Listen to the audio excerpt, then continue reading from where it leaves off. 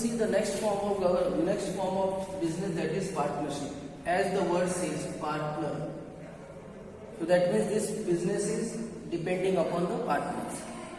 So for partnership business, there is requirement of at least two members, two person who are having their mutual consent, and they decided on agreement, retain or not retain agreement, to share the profit and losses of some business. And when they start doing business, that is called partnership business.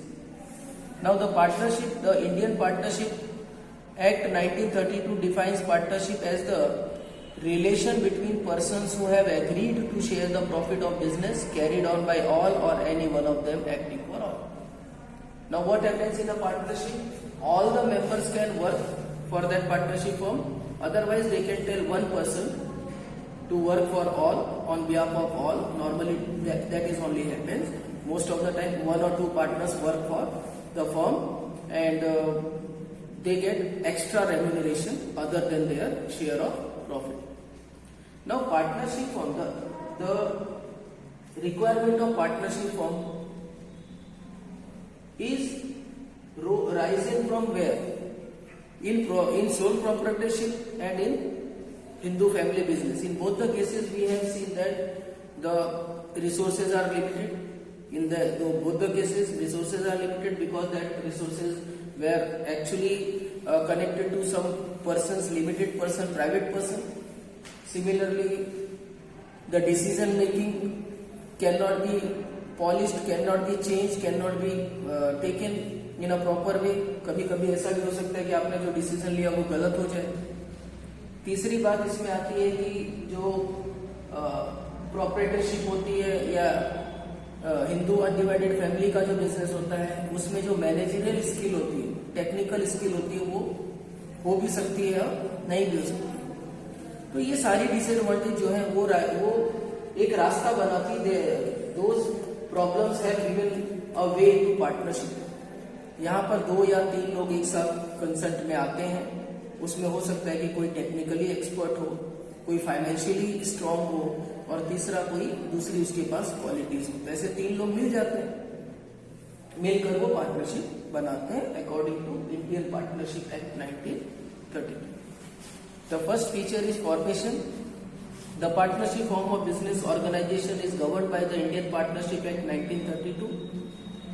ये बना सकते हैं 2 या 2 से ज्यादा व्यक्ति जब एक साथ एक एग्रीमेंट पर आते हैं तो वो किसी एग्रीमेंट के तहत कोई भी बिजनेस स्टार्ट कर सकते हैं, और वो बिजनेस जो एग्रीमेंट पर होगा वो रिटर्न भी हो सकता है या ओरल भी हो सकता है. जरूरी नहीं कि वो एग्रीमेंट रिटर्न. टर्म्स और कंडीशन वो डिसाइड कर लेते हैं कि किस तरह से प्रॉफिट एंड लॉस उनको शेयर करना है. It may be pointed out that the business must be lawful and run with the motive of profit. 2 चीजें इसमें होनी चाहिए. आप जो भी बिजनेस करेंगे वो लीगल होना चाहिए, वो इलीगल बिजनेस नहीं होना चाहिए, पहली बात तो. दूसरी बात ये है कि उसका मोटो होना चाहिए प्रॉफिट मेकिंग. अगर आपने अपने बिजनेस का मोटो प्रॉफिट मेकिंग नहीं रखा है तो पार्टनरशिप एक्ट के तहत आपका बिजनेस रजिस्टर्ड नहीं हो सकता. दिस इज चैरिटेबल ट्रस्ट वगैरह जैसे होते हैं ना, तो वो पार्टनरशिप फर्म की तरह रजिस्टर्ड नहीं हो सकते, वो चैरिटेबल ट्रस्ट की तहत ही रजिस्टर्ड. इसके बाद है liability. The liability of partners in the partnership firm is unlimited. Limited liability नहीं होती, अनलिमिटेड लियाबिलिटी होती है. मतलब जो भी उनको भुगतान करना है पार्टनरशिप बिजनेस से रिलेटेड जो प्रॉपर्टी होगी उससे तो करना ही पड़ेगा. अगर नहीं कर पाते हैं, वो कम पड़ता है, तो उनकी प्राइवेट प्रॉपर्टीज को भी लिक्विफाई करके उसको बेचकर उनको भुगतान करना पड़ता है. तो इसलिए पार्टनरशिप की जो लियाबिलिटी है पार्टनर्स की वो अनलिमिटेड होती है.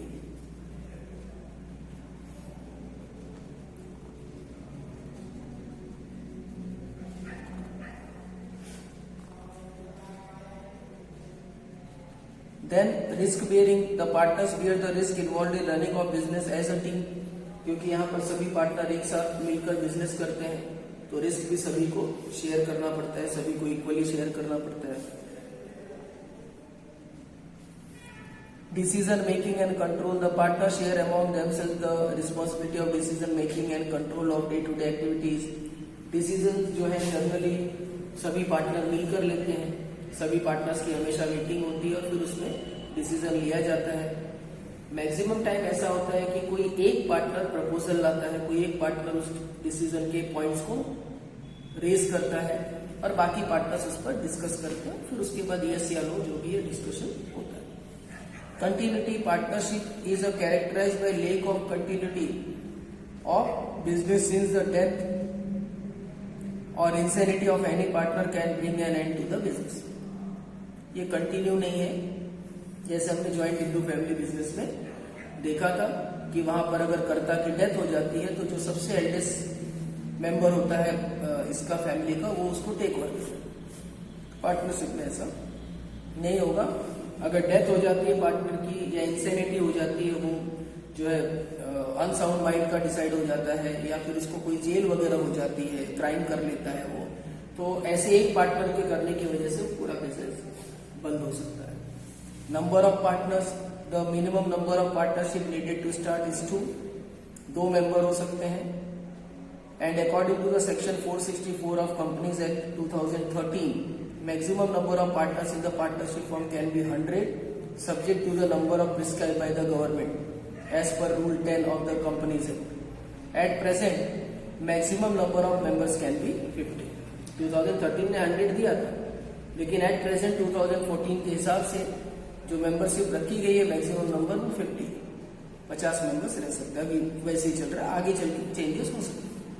म्यूचुअल एजेंसी का मतलब है the definition of partnership highlight the fact that it is a business carried by all or any one of partners acting for all.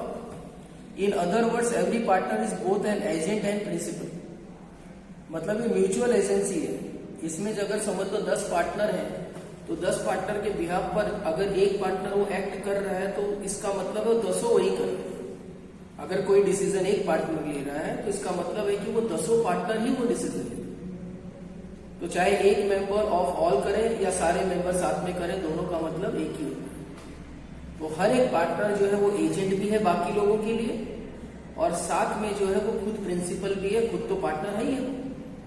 तो एक पार्टनर के द्वारा अगर कोई भी एक्ट किया जाता है तो उसके लिए लायबल सभी पार्टनर हो जाते हैं, उसका इफेक्ट सभी पार्टनर्स पर पड़ना ही पड़ना है। और ये माना ही जाता है कि जो भी एक पार्टनर जो भी एक्ट कर रहा है वो असल में सबके कंसेंट से ही कर रहा है, सबकी सहमति से ही कर रहा है, तो इसलिए इसको बोलते हैं म्यूचुअल एजेंसी। तो लायबल दोनों तरफ से वो होते हैं। He is a principal as he too can be bound by the acts of other partner। मतलब एक पार्टनर के एक्ट से बाकी लोग भी प्रभावित हो सकते हैं, उनके ऊपर भी इफेक्ट हो सकता है और बाकी किसी और पार्टनर के एक्ट से ये पार्टनर जिसके बारे में बात हो रही है एक पार्टनर की, वो भी इफेक्ट उसको भी हो सकता है। तो this is what about the features of partnership. We will see merits and limitation in the next period.